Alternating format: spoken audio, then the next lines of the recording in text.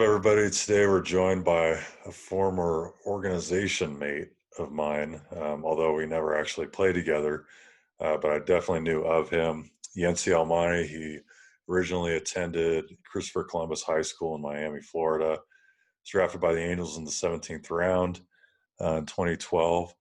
After a couple of years in the minors with them in 2015, he was acquired by the White Sox as the player to be named later for a good friend of mine and previous guest of ours, Gordon Beckham, kind of a small world. Later that year, he was traded to the Rockies for another teammate of mine, Tommy Canley. He pitched really well once he came over to the Rockies, though, and finally made his debut in 2018 with the Rockies. Then this last year had an awesome season in the big leagues. Went 3-0 in 24 games, 2.93 ERA. 27 innings, and still just 26-year-old. So looking forward to watching him in the future. Yency, thanks for joining us today. Thank you for having me. Yeah, man. So how's the off season been? What have you been up to? Well, finally got to Arizona. Bought a house in Arizona not too long ago. Closed on it last week. Oh, nice. So I made that transition from Florida to Arizona. It's been a little different, especially for my mom, who was her first time in Arizona. So trying to get that. Yeah. Congrats on that. What made you decide to, want to live in Arizona rather than maybe your hometown or just here in Colorado during the off season? Was it, spring training being in Arizona for you guys? I think for me it's spring training and just the fact that I spent over the last 7 years coming to Arizona and spending most of my time out here rather than in Florida, and all my friends who I grew up with playing baseball and everything have went their own separate ways. Thought it was time for a change and maybe just focus on my career a little more. Okay.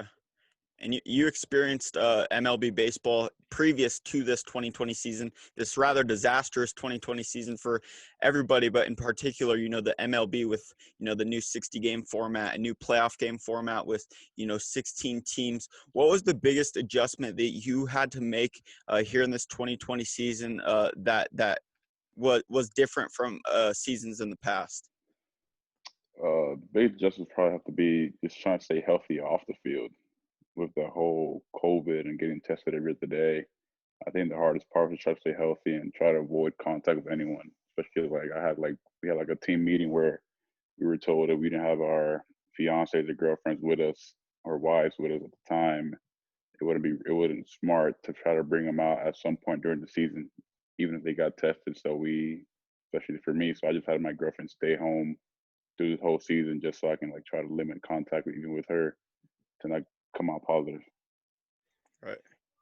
And yeah, that's definitely tough, especially, your time in the big leagues is some of the best time, probably in your life so far. And it's nice to share that with your girlfriend and other people. And you kind of feel like you can't do that. It had to have been tough. Yeah, it was real tough. Having no fans was another one that was really tough. Right. And just, I feel like it's pretty much playing minor league backfield games every day. Speaking of that, I saw, and again, I was already out of the Rockies organization really by the time you got there, but you got optioned quite a bit. And I know you and they talk about this in one of the previous interviews, but man, I think you got optioned more than I did in my career. I mean, that had to have been rough riding the Southwest shuttle from from Albuquerque to Denver. How did you get through that? I mean, it was tough. At first I was told, any other rookie be told, hey, you're here to help out.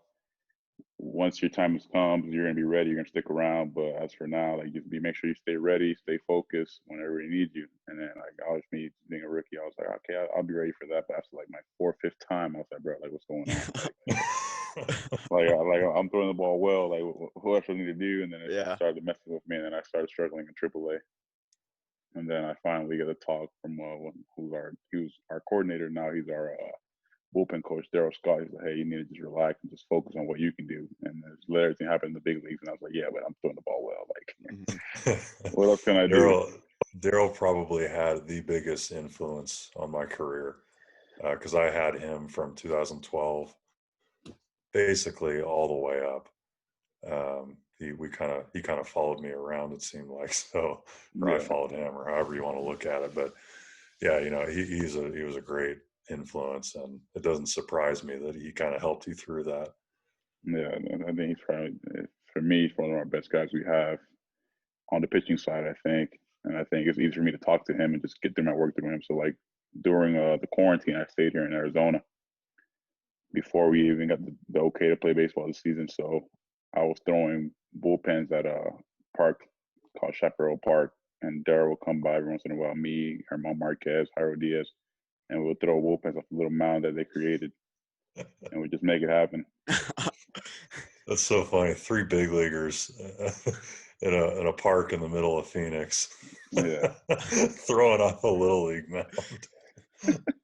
And Christian mentioned that you So, were optioned quite a bit in the previous time earlier in your professional career in the few seasons in the past. How nice was that for you in this season in particular, given the fact that you were with the Rockies throughout the midst of the season, throughout the whole stint of the 60-game season, and you were on that opening day roster. For me, I think the biggest thing for me was going into this season was knowing that after last year, I was out of options. So I knew whether once I come in spring training was I either make the team or I'm going somewhere else. And I just had that chip on my shoulder of I knew I belonged on that team. That I'm not gonna make the opening day roster. Okay. And another different thing here in this 2020 season was the spring training format. You had a spring training, you had the first spring training, which was it was a normal spring training, right?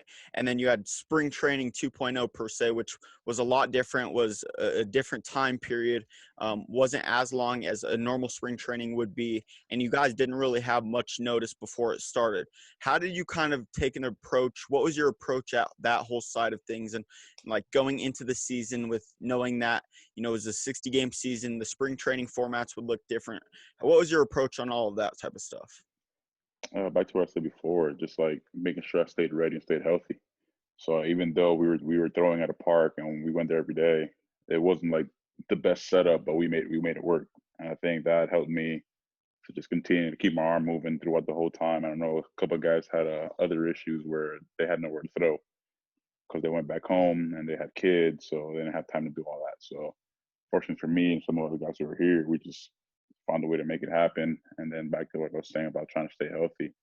I think right when we left Arizona to go to spring training 2.0 is when Arizona got really like crazy with the COVID cases. Yeah. And that's when I think Jairo Diaz and Elias Diaz caught the virus right before heading out to Denver. Okay. And there was also no fans here in this 2020 season. Christian and I have talked about this in previous episodes as well.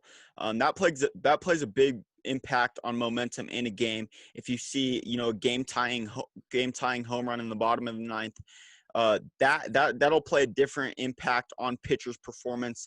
What was that like for you here in this 2020 season, given the fact that there were no fans? Did it play any effect on, momentum in any of your games?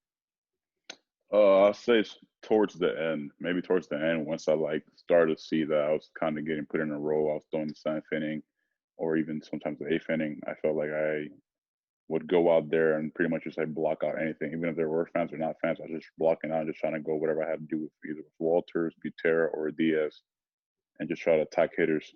And I think that's what helped me to go out there and just succeed. Okay. did that artificial crowd noise, does that kind of make it feel a little more normal, or did it feel fake? I feel like it all depends where you went. I think we did a pretty good job at it at Oh, our stadium, and other stadiums I did really good, and some stadiums didn't at all. So I right. feel like when we did it at our place, they did a pretty good job with it. And then the Dodgers were really loud. They had speakers like in the on the aisles going on the stairs. Like that place was sick. Really? Like it was, yeah. Like they did a good job with theirs. Yeah. So, Was there a lot of delay with that fan noise? Not really. Like I said, there's some teams. Like I said, the Dodgers are one who like made it seem like there were actually fans there. Right. they're Like blasting out of that tower in yeah. center field. Oh yeah. Like they were playing the noises when guys were coming up the head, like after strikeouts. They're cheering. I was like, bro, this is sick. Like they're doing a good job at this. Yeah. And then I think that also played effect too when I came in with bases loaded there. And I was like, all right, yeah, this is it. Yeah. And They and probably sometimes, didn't even realize they were helping you by cranking it up. Yeah, probably. Seriously. yeah, and sometimes to some players that fan noise helps them, because I've heard some players where, pressure and adrenaline, the adrenaline rush kind of helps them. Would you say kind of that fan noise, did that kind of artificial fan noise kind of correlate to what it would be like in real life with real fans?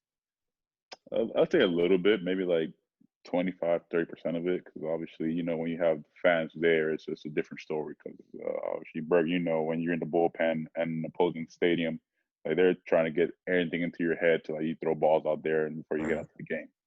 So I feel like just having the crowd noises, but not having someone there like screaming at you, "Hey, you suck," was a different story. Yeah, I was gonna say if I was controlling the noise when you were coming out in a bases loaded situation, I would have turned it off. Yeah. Just complete silence and crickets. Yeah, but then And again, we've it might affect the hitters though. Yeah, that's true too. It's kind of interesting to think Yeah, about that. It's kind of a live and learn situation with this 2020 season in particular, because we hadn't experienced anything like this, and the MLB didn't do a terrible job with it with the artificial fan noise. They kind of came up with it kind of off the bat. They didn't have much time to make that decision. But Yency, I've asked you this in the past. This was when you hadn't had as much experience and as many pitches and innings pitched. I asked you what the toughest hitter you faced has been in the past, and you said it was Jose Altuve. Has that changed since that answer? I don't know. Like I said, I think it was him, and then if it were to change, it'd probably be Tatis or that other kid from San Diego, Cronenworth. Oh, okay. Like those two guys might be young, but they put on some really good at bats. What are your thoughts on Tatis? Obviously, he's a young phenom. You're obviously still young. Having that added pressure, he has a ton of pressure on him. What are your thoughts on Fernando Tatis Jr. in particular? I think he's good. I think the kid is really good. I think he's electric, and I think he's in good hands with, from what I'm hearing, with Hosmer and Machado, who are like just like pushing him through, like just be yourself and play. Right. And I think as a young guy, that's what you want to do. Because I feel like other organizations, you might be that guy and just be rowdy and be crazy on the field, and some teams might not like that. Like, hey, this guy's making too much as a rookie. Like, hey, relax, like tone it down. I feel like that kid's just embracing it all and loving it. Mm-hmm. Yeah, I think he does a good job of not going over the line of, just being ridiculous. But like, obviously, the kid's extremely talented.